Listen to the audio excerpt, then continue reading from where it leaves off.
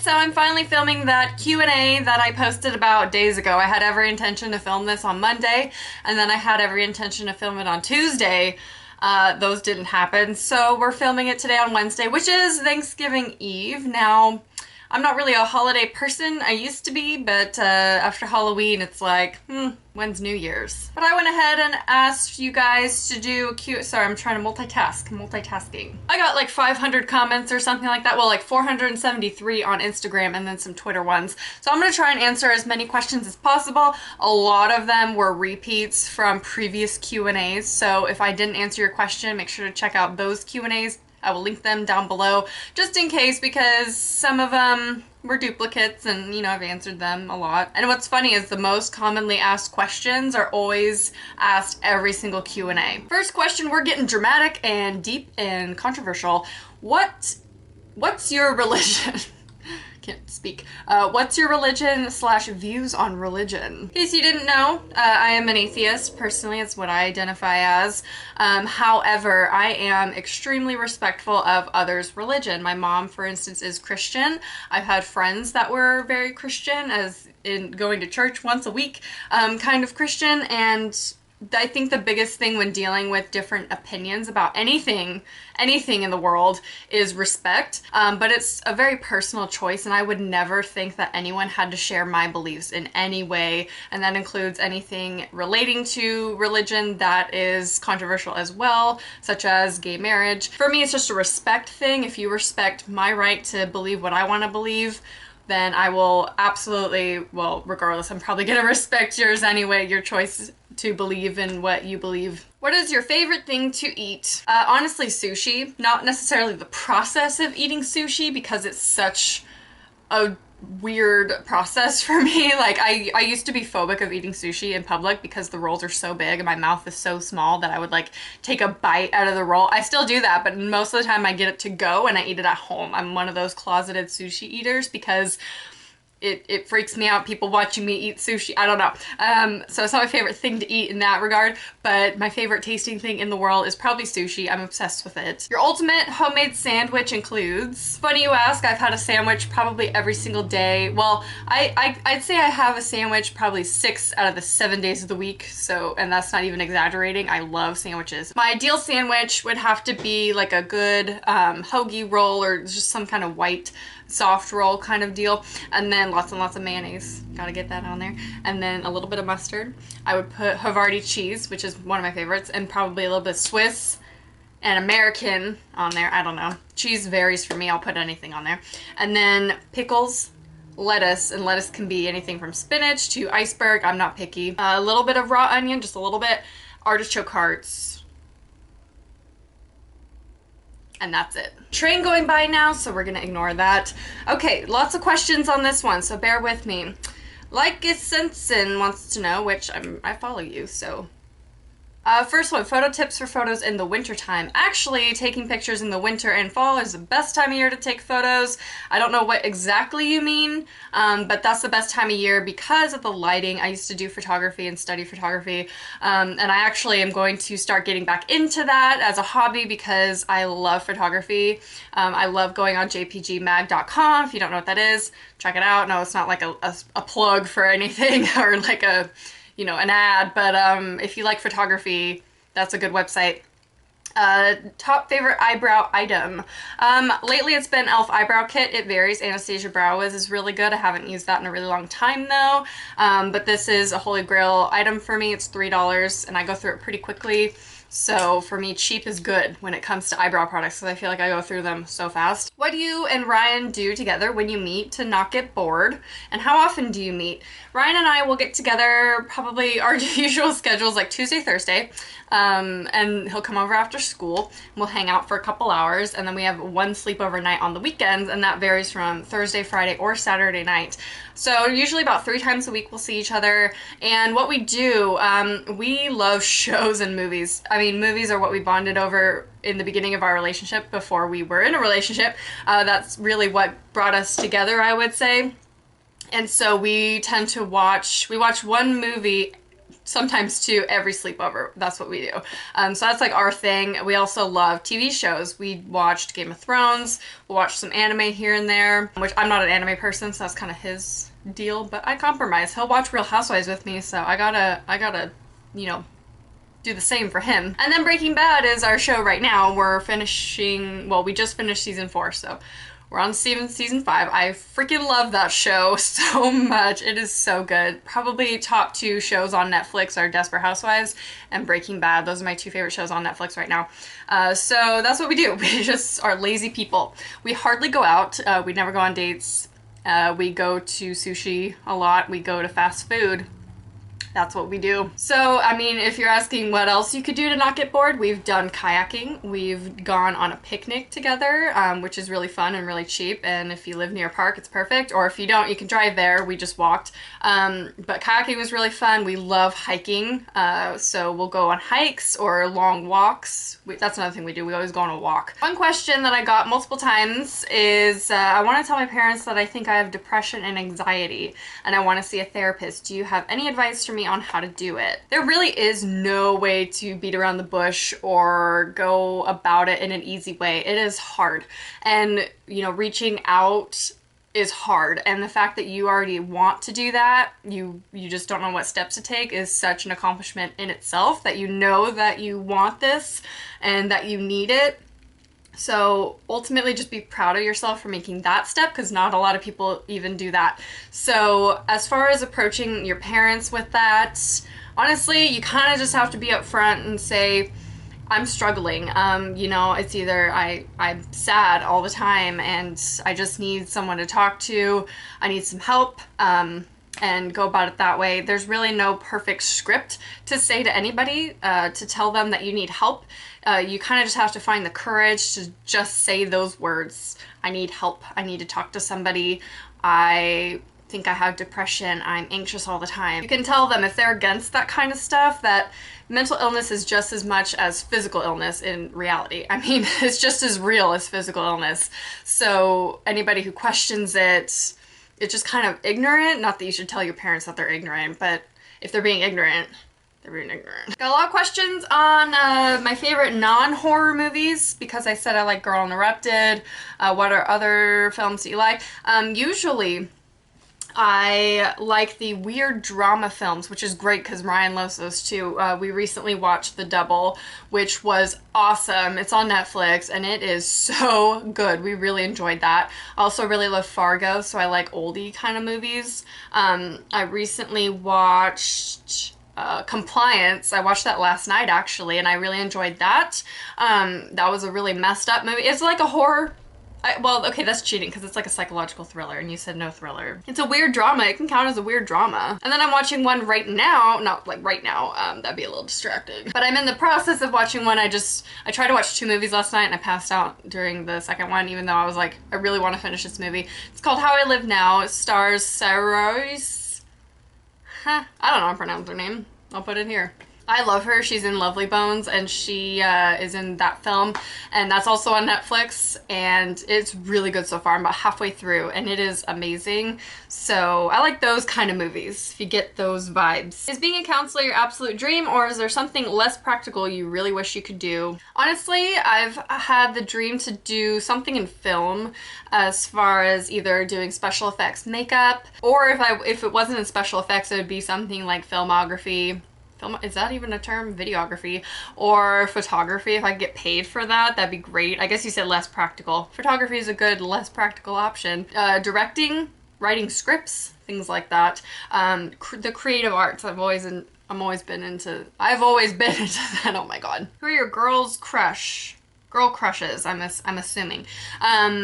Katrin, ooh, girl. Madeline, as you guys know from La Madeline, I've already told you guys I have a huge crush on her. I'd say Lauren Elizabeth, I have a really big crush on her.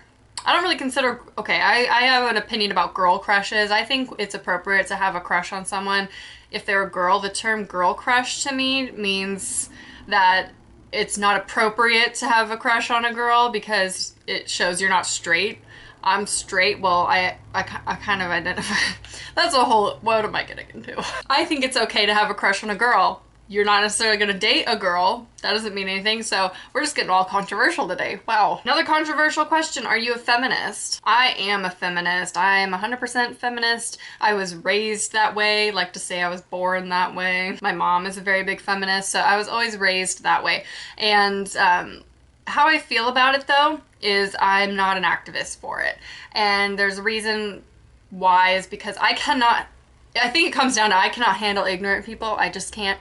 Don't want to deal with it. So I'd rather be an activist for feeding the homeless, suicide awareness. I feel very strongly about suicide awareness. So I'll be doing a walk at Sac State in April for the foundation, American Foundation for Suicide Prevention. It's called Out of the Darkness Walks. So those are the kind of things I prefer to be activists for, because those things will help everybody. Like, it's just a general thing. They're not I mean, they're controversial in the sense, like, what they are, but, like, some people are against both, which I don't know how you'd be against suicide prevention. Advice for raising self-esteem and self-confidence. I think I have a video on that, so I'll link that down below. Ultimately, you just don't give a fuck. I know it's easier said than done. I know that. But honestly, it grows over time. It definitely does, because you stop caring so much and you realize what you're wearing or how you look or, you know, whatever is not what life is about. When you look at the big picture, those things don't matter. So that's why I wear what I want. And I just, you know, I'm myself. And I think that grows over time because you stop caring. You just ultimately stop caring about what other people think. How are you and Ryan? Is your room looking cute and redecorated? It's not looking cute right now. Do you want to see it right now? Let's look. Okay, we're gonna do a little tour. Here we are. Look at that. Not looking cute. No, we ain't. Sorry about the light. Oh, look it. And there you are. There's the tripod. So that's my little mini room tour for you. No, it's I mean, I got that going on, whatever that is.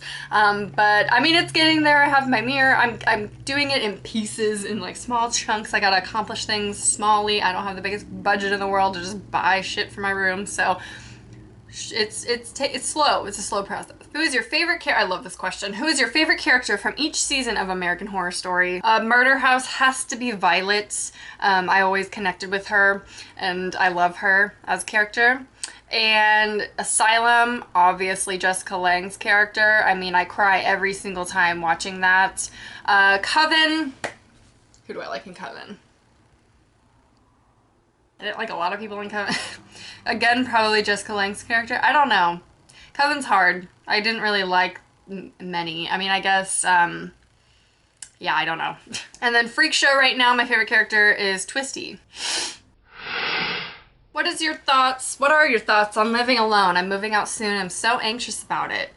Don't be. The only thing you should be anxious for is finances. But if you can afford it, then don't be anxious. I guess are you living alone or are you living with roommates? Because there is a huge difference. If you're living alone, that is hard to adjust to, I will say, because you lose connection with people on a daily basis. There will be days and probably like a week straight where you see nobody, unless you obviously have a job, unlike I did. Well, this was my job, but you know what I mean. There would be times where I did not leave the house for days. So if you ever have those moments, it can be a little hard. It can be a little lonely, but honestly, it's great, especially if you're an introvert and you're a creative person, because it really allows you that time for self-reflection, to think about your thoughts, and to create things. So you could be artsy and do all that, write in peace and quiet. So living alone is great. It's also can be a scary thing and stressful, but definitely worth it. If you got to meet any character from the Rocky Horror Picture Show, who would it be and why? Obviously Dr. Frankenfurter. I mean, hello. How's school going for you? Do you take any classes that aren't psychology, and do you know exactly what you want to do after you finish? School's going really well. I've planned out my schedule for next term. It's a little daunting though. It'll be my first time being a full-time student in a while. So I'm a little scared because I am a huge procrastinator and I do not have a lot of motivation when it comes to homework. So luckily I'm a good test taker. I don't take any classes right now that aren't psychology. They are all psychology, which is great when you get to that level when that's all you take. All you take is psych. However, there are classes like psychological statistics that aren't so fun. I mean, they're psychological based, but there's still math. Sorry, my SD card got full, so I had to take this stuff out. As far as knowing what I want to do exactly when I finish school, yes, I do know exactly, and I recently have decided, obviously you guys knew I wanted to work with adolescents, but there's an actual term for that. It is school psychologist. So I want to do school psychology, but specifically at the high school, middle school age, and I definitely want to work at a school. That is my end goal, and be a counselor. My life motto is actually a quote by F. Scott Fitzgerald. Do I have it up here? Yeah, it's up there. It says, for what it's worth, okay, hold on. You're gonna come with me because I can't read. For what it's worth, it's never too late to be whoever you want to be. I hope you live a life that you're proud of. And if you find you are not, I hope you have the strength to start over again. Sorry for that little field trip. That's my favorite quote in the world because ultimately that's one of the quotes that resonated with me most when I was unhappy in my previous relationship. If you guys remember, that quote solely is responsible for that relationship ending. And I couldn't be more thankful because I'm very happy with where I am now with my relationship and everything. So that's definitely one thing I live by, and if I ever find that I'm not happy anymore, then I will choose to start over again, and I think you should too. Got a lot of questions about music, so I'm just gonna address all of that right now. Check out the video down below. Videos, I may post a couple. I've done tons of music favorite videos. I still listen to everything in those videos and nothing else, except I have been listening to a lot of Washed Out, the Paracosm album that not just came out, but you know, came out recently. It's their newest one. Been listening to that on repeat, constantly in the car, just everywhere. I love that album a lot. Who's my favorite artist? Stephen Gamble, duh. Are you going to move in with Ryan this year? There are some, well, I think we're gonna save this for a video announcement maybe. Let me know, Sarah, if you're watching. There may be some moving plans though in the works, but not with Ryan. He's welcome to move in too, but psychology question, which approach do you like the most? Are you a behavioralist, biologist, psychoanalyst, etc.?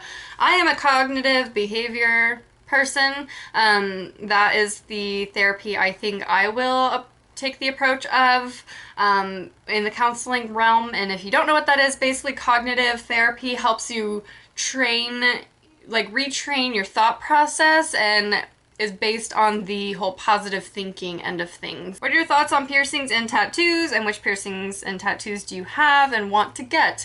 I got this bad boy, and videos on both link below. I have tons of links to remember to put down below. I hope I remember. I think I'm done for now. I mean, it'll be years before I get anything else because I pass out every time I get something done, so I really don't want to experience that again anytime soon. So this is it for now, and I'm happy with that. If you were a chair, who would you want to sit on you? I actually have a huge crush on Rhett from Good Mythical Morning.